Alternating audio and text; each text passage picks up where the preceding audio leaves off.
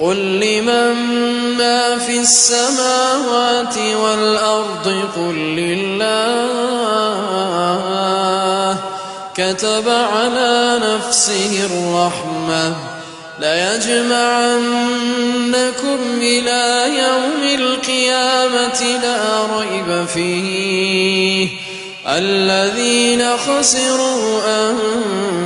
أنفسهم فهم لا يؤمنون وله ما سكن في الليل والنهار وهو السميع العليم قل أغير الله أتخذ وليا فاطر السماوات والأرض وهو يطعم ولا يطعم قل إني أمرت أن أكون أول من أسلم ولا تكونن من المشركين قل إني أخاف إن عصيت ربي عذاب يوم عظيم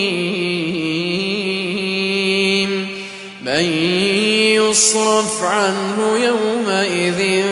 فقد رحمه وذلك الفوز المبين وإن يمسسك الله بضر فلا كاشف له إلا هو وإن يمسسك بخير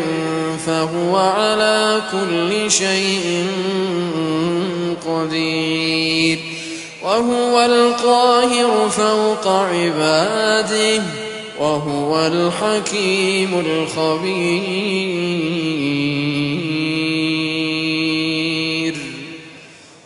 الله